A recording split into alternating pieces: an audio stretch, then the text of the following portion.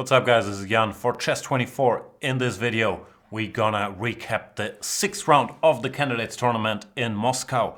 As game of the day I chose the encounter between Vishy Anand, former world champion, and Peter Svidler, our dear colleague here at Chess24.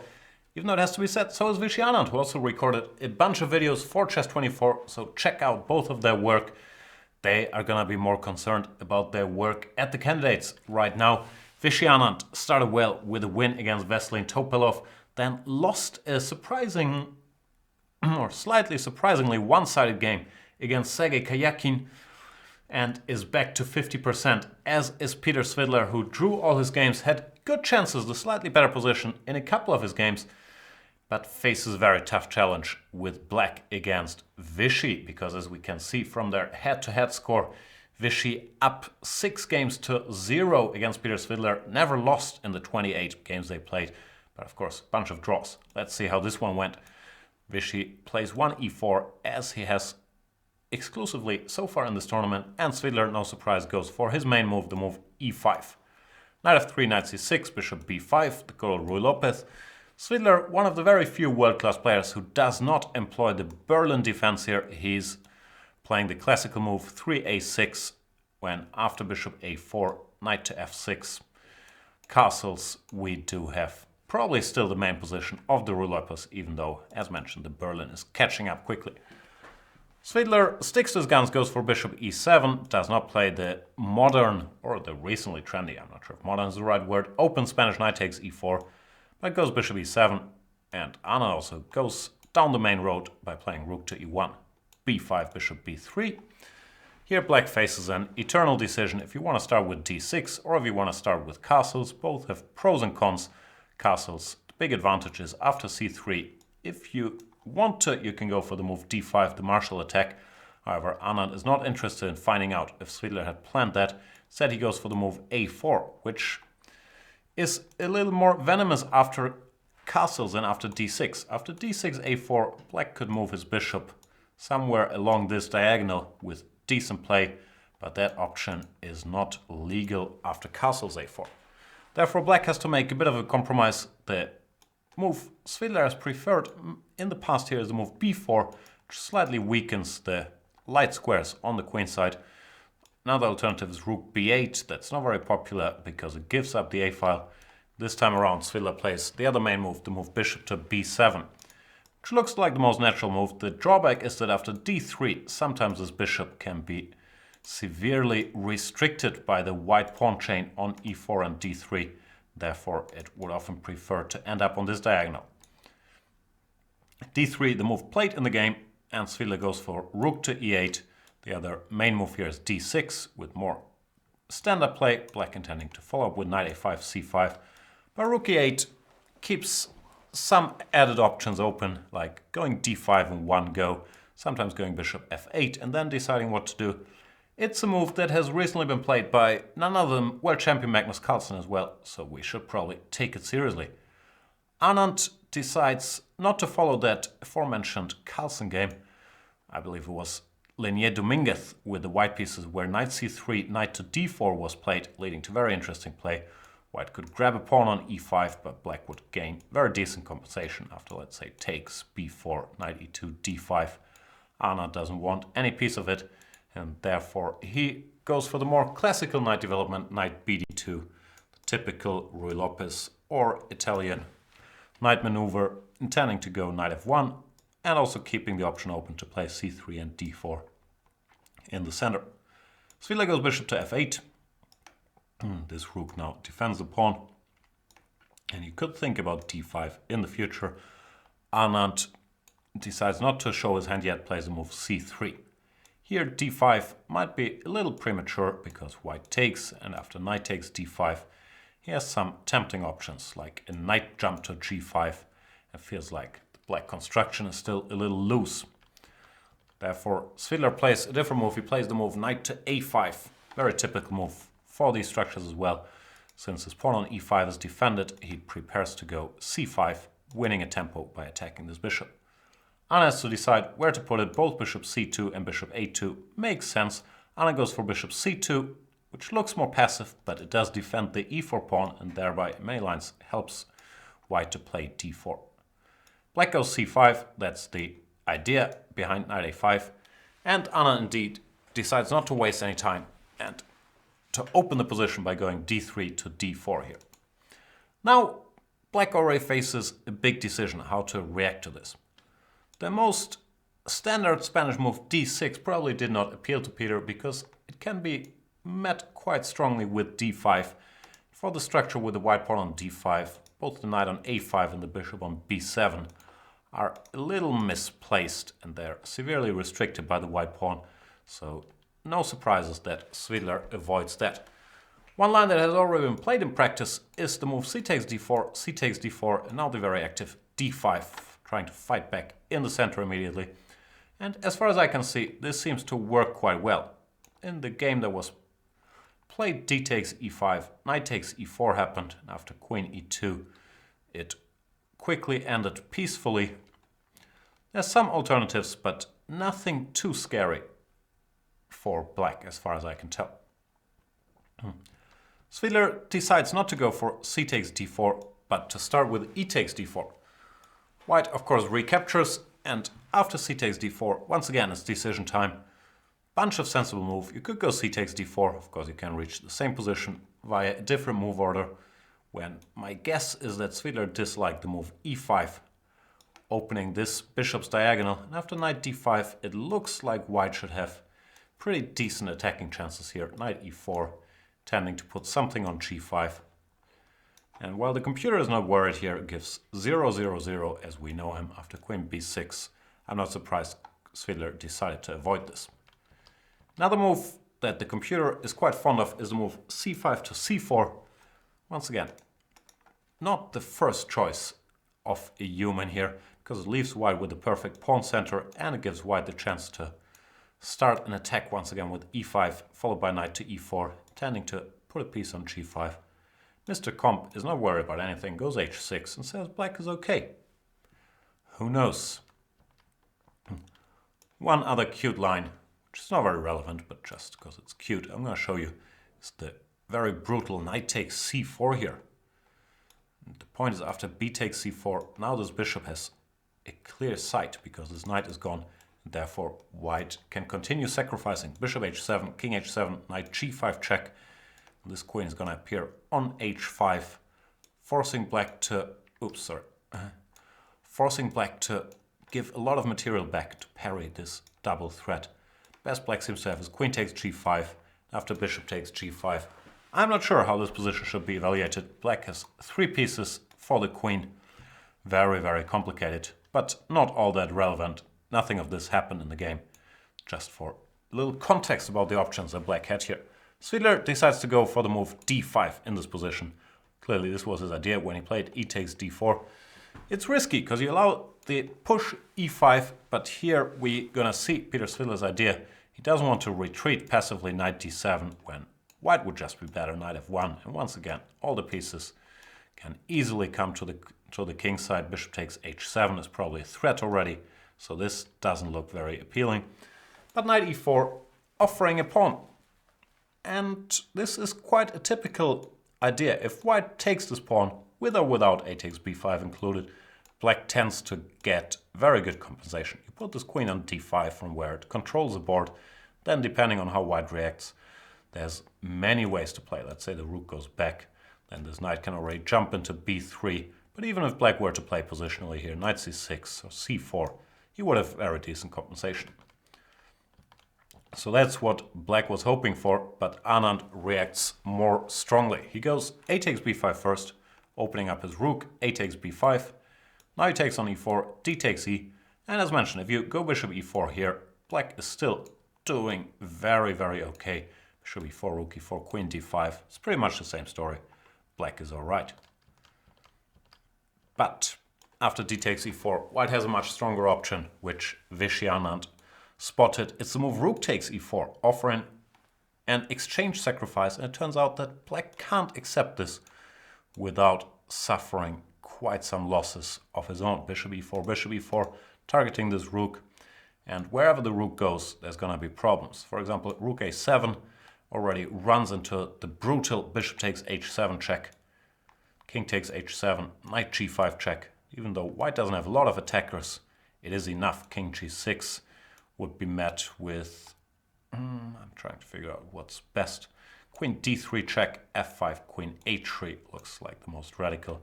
The threat of queen h7 checkmate can't really be parried.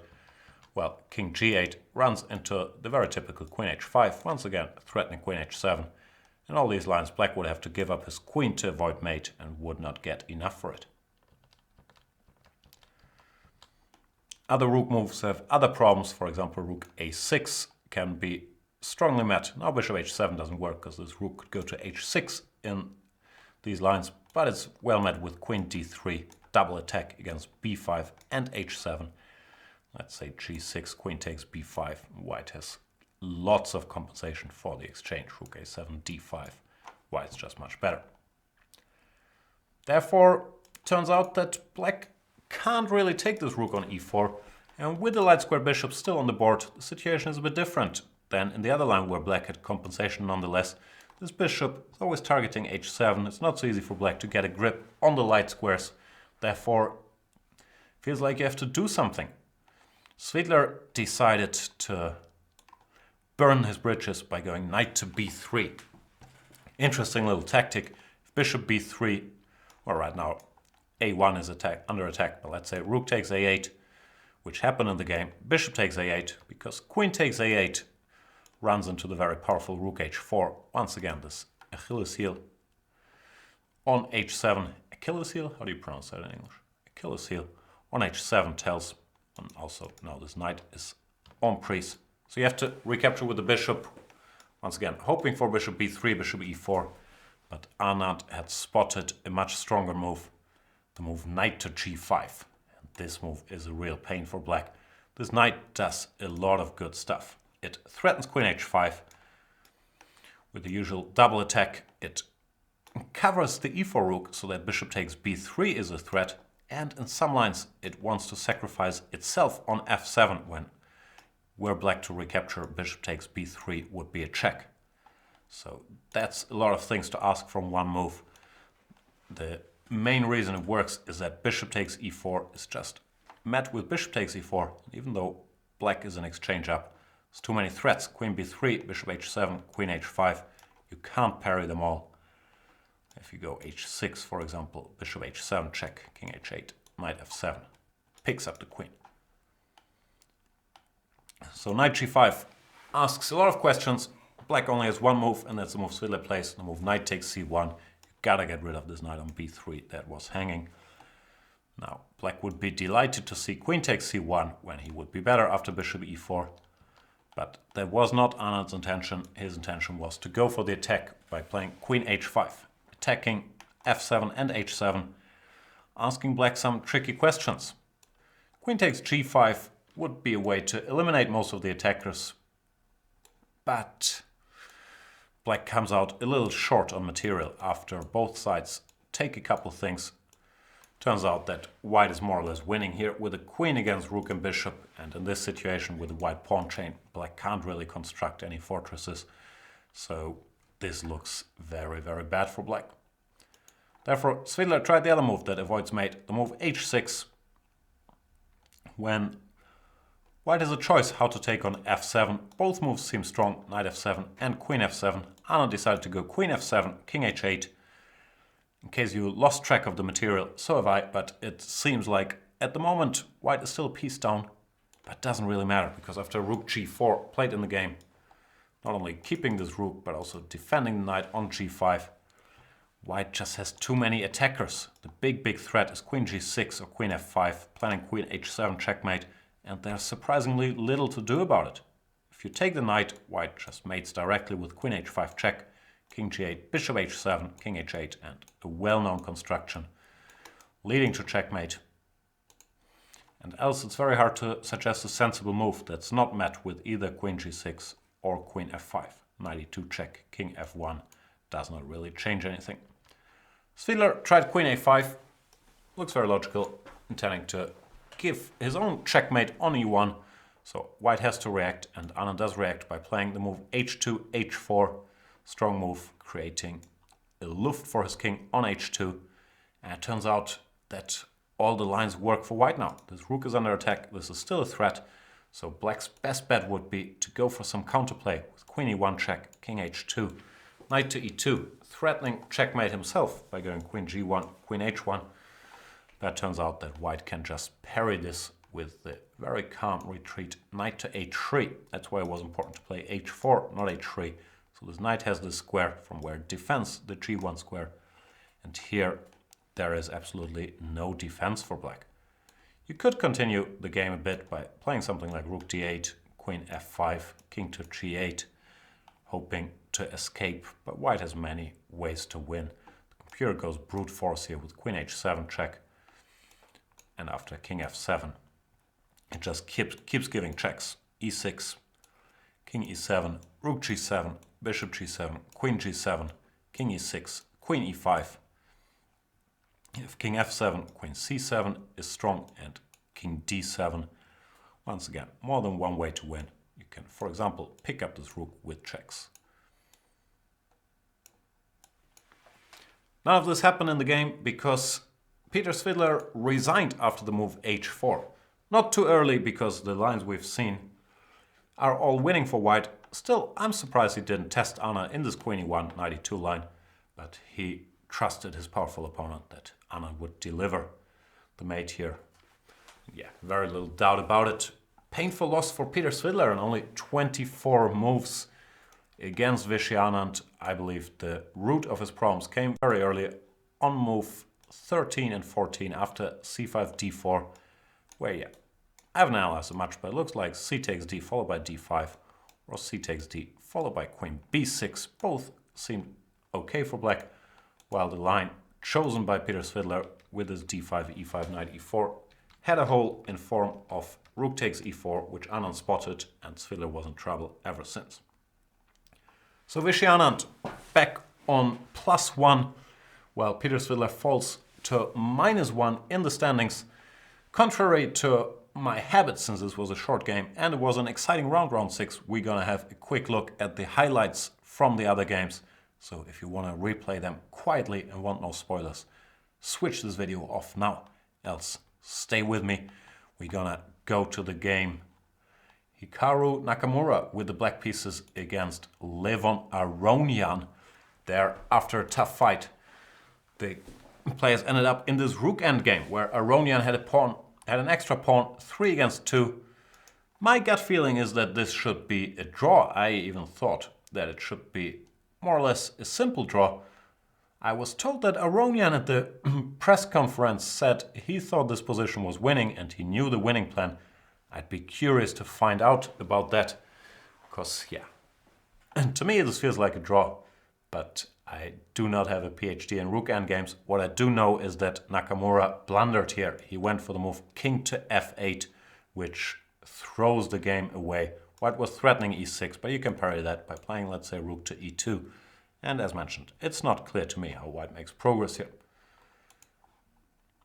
Different story after king f8, because this allows king f6 when I guess Nakamura's idea was to go rook a6 check, but white interferes with this rook, rook d6. And now this king is so active on f6, creating mate threats already, that black is totally lost. There were a couple more moves played, but the rest is very smooth sailing for white. Just push all the pawns and win. Rook b8, rook d7, attacking this guy. If rook to f8, king e7 wins on the spot. Therefore, Nakamura tried some more moves, but had to resign shortly after. Can't keep this pawn. Big win for Levon Aronian. Another exciting game was the game Caruana against the leader, Sergei Karyakin, where Caruana got in some good opening preparation, as he tends to, and Karyakin, in order to defend, decided to sacrifice the queen. He had a rook, a pawn, and a knight for it, but a slightly weak king. In this position, Karyakin, tricky as he is, resilient as he is, decides to sacrifice his knight as well in order to activate his d-pawn. Queen takes c4, d3, and it turns out this pawn is gonna cost white at least a piece. probably Caruana disliked his chances to win a position like this if you give the bishop for the d-pawn, where my feeling would be that black has better winning chances than... No, black has bad drawing chances than white has winning chances, because with all the play pretty much on one side of the board, often the number of pieces matters more than the quality of the pieces. Of course, only white can win this, but I do believe that Kayakin would have defended this position. Caruana tried something else, but it didn't really work out. Led to crazy complications though, which I'll briefly show you. He went g5, hoping for f takes g5, when now all of a sudden this pawn can be stopped. Let's say rook a2, d2, and now there is tricks because the black king is open. g5 was met with d2, gf6, king h8, all of those are the best moves. Bishop f3, and the next star move for black, bishop e4. Here d1 was less appealing because white would have an added extra pawn compared to the lines we've seen earlier. Here I believe in white's winning chances, but Kayakin found a very strong bishop e4, trying to distract this bishop, which has to stop the pawn, and also creating counterplay on the g file. Let's say bishop d1, rook to g8 check, and black at the very least is a perpetual with rook g2. Caruana tried king h2 directly, spectacular move, leaving this bishop on crease, and this bishop can't be captured because now white comes first and delivers checkmate. But Kayakin reacted well by going bishop to d5, covering f7, saying you can't take because then I really will get a queen. And it turns out that white has nothing better than simplifying to an equal position here. If he went, let's say, queen f4, then black even wins after bishop takes f3, followed by d1 queen. So white had to go queen g4, threatening queen g7 checkmate, which is paired by rook g8 with tempo. And here there's nothing better than returning the queen in order to defend against the threat of bishop f3 and d1 queen. That's what Caruana did. To his credit, he went bishop d1, and after rook g4, hg, h6, the position is equal. Black cannot queen his pawn, but he has equalized on the material front, and the game ended in a draw. That means Sergei Kayakin stays on +2. We're gonna take a look at the standings in a minute. Last game of the round was the game Topalov, who's been struggling so far, against Anish Giri, who's been drawing all his games so far, and this highest drama was already on move number 3, where Topalov in this position unleashed the move h2, h4, not seen very often at the highest level. And I believe with good reason. It does look a little too extreme, but Topalov was probably in the mood to experiment after his bad start to the tournament. Giri reacted very well, however, now decided to take the game to a Benko, where this pawn on h4 really is not a great help for white. In fact, white would much rather have it back on h2. After a couple more moves, it was clear that Giri had very good compensation. Once again, if the white pawn was here on h3, different story. But with the pawn on h4, there's just a lot of holes in the white position. Topalov had to make some clumsy moves like knight e2 followed by bishop c3 to stop black from getting this automatic initiative. Then later on, Giri put pressure. He might have missed some chances here. h5, I'm not sure if it was necessary. Rook fb8 looked very good as well, or even trying to open the center with e6. However, Giri put some pressure. Topalov managed to defend, and it all ended peacefully a lot of moves later because of the final trick. Knight takes f5, king takes f5, king d5, eliminating all the pawns. So this game ends in a draw. That concludes our tour through the games of the round. Let's have a look at the standings. After 6 of 14 rounds in the candidates tournament, we see Sergei Kayakin got company in the lead, is joined by Levon Aronian. They both won 2 games now and have 4 points out of 6. Vishy Anand in pursuit after his second victory against Peter Svidler, while Caruana and Giri have drawn all their games so far in the middle of the table. Peter Svidler now on -1 after his first loss, and Topalov and Nakamura have not found into the tournament yet. That concludes my summary of the day. Thank you guys for watching and enjoy the rest of the candidates. Bye bye.